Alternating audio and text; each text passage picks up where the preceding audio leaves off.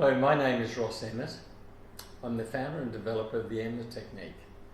And what I'd like to share with you is a little bit of history of where the technique came from and how it came about.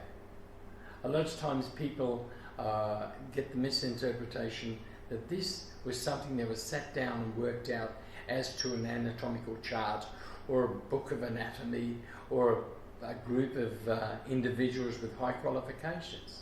It wasn't. It was an experience of life, my experience of life. So I'd like to share with you a couple of things that put me on this journey. One of the first ones was the lightness touch. My first experience of lightness of touch was in an orphanage. Why?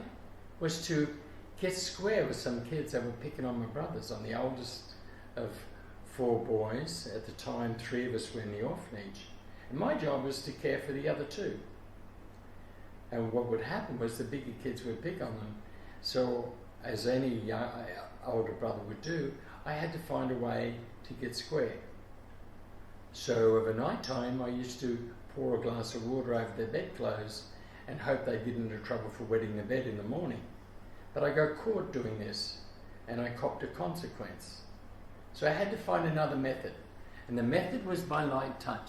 So I took a long piece of straw or grass, waited till they were sleeping, and I would tickle them on the face to see them automatically go through a whack.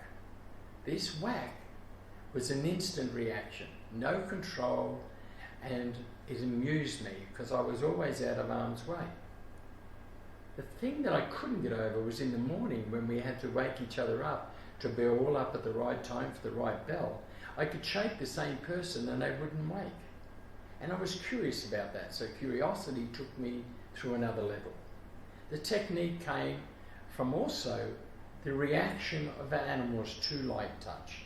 So I remember one of the first dogs that I ever had, which I happened to borrow from somebody else. I used to enjoy myself by poking it in the ribs and watching it scratch. And one day, while I was doing this and watching this dog go through the frustration of scratching itself till it bled, I noticed there was a quiver in the back leg just before it scratched. So what I did was, again, I touched the point that created the irritation, and then with that little quiver, I put my finger on it, and it would stop scratching. So for the next few hours, I tantalized this dog by placing my finger on and off the secondary point. Notice that the brain would engage or disengage. So here's where I come the association between 2 points. My talk about the quick fixes and result-based therapy came about as a young person around 9 years of age when I first started boxing.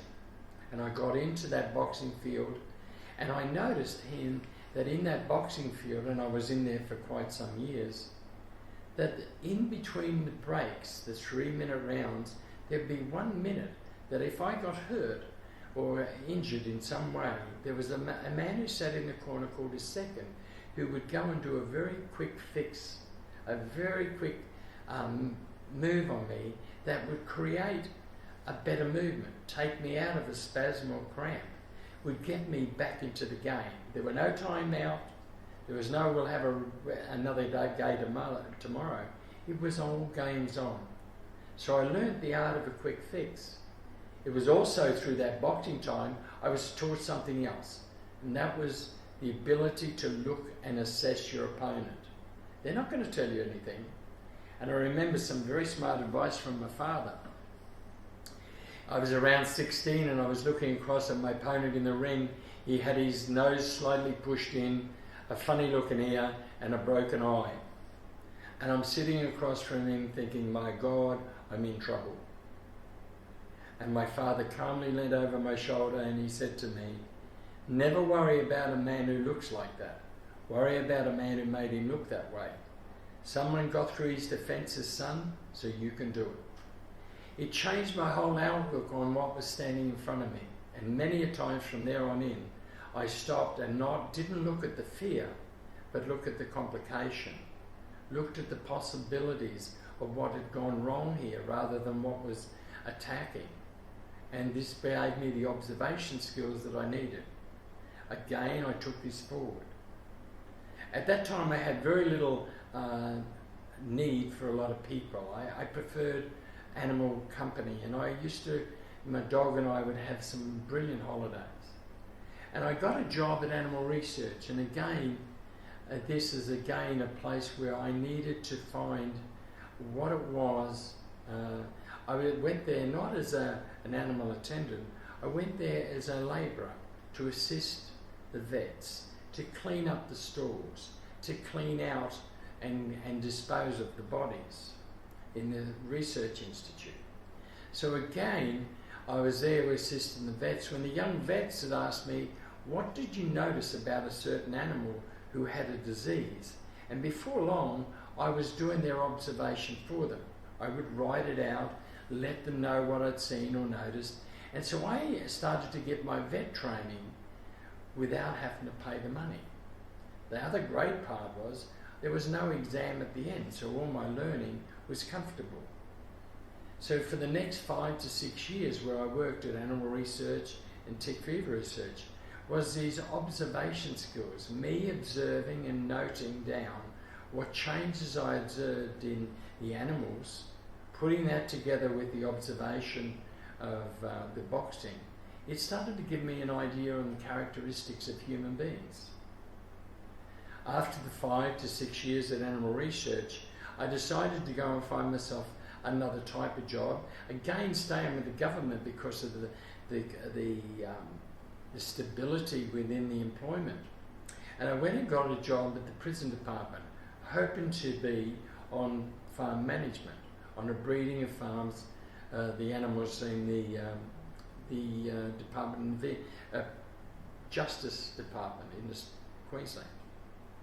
It was there I learned something else. I went in to work on animals, and they said to me my personality, through a personality test, led me to be at maximum security. So I was given a job as a 22-year-old as a maximum security officer at the old Boggerroad jail, a maximum security jail. It was there that I learned some other skills that enhanced the previous known skills I had. And one of them was the ability to body read. Here, they weren't going to tell me anything, and quite often here is where I learned the lesson where words and body actions don't always match up. So I had to go and rely on my ability to pre-read in the art of survival without challenging the thing that the person said. To challenge was confrontation. To accept, acknowledge and know was to survive retaliation. So I learned a lot from that. It was then that I left there after a couple of years, the best learning of my time that I remember, and I went on the road travelling and ended up in a mining town of Mount Isa. It was there that I learned another skill, and that was the skill of hard work. And I mean physical hard work, where strains, sprains and repetitive injuries were commonfold. But the money factor was what was determining how long a man worked and how hard he worked. The more he worked, the better paid he got. But he never took into consideration his own body reactions. So I was watching and knowing men break down through repetitive work strain. And here I started to go back on some of those little quick fixes that my father and that shared with me as a boxer, as things that I picked up at Animal Research, where I used very light pressure like the dog. As a scratcher, I used these same skills that I picked up at Animal Research, and I transferred them onto men who were in repetitive strain injuries. Not time out. These men couldn't afford time out or they'd lose their contract. This was getting a result-based therapy quickly. It was that time that I found that I was getting more needed. I then gave up the job at the mines, found a passion in massage, got a qualification, and started my 40-year journey in massage therapy. Since then, putting all together all those things has become the EMMETT Technique as it is today. Accumulation of life's learning, 75 years of experiences, results, things of remembering what failed and what didn't. Then to produce something that was reproducible, coming with the same outcome, and transferable or teachable to someone else. That's what the EMMETT technique is, and that's what I hope to share with you all. Thank you for listening.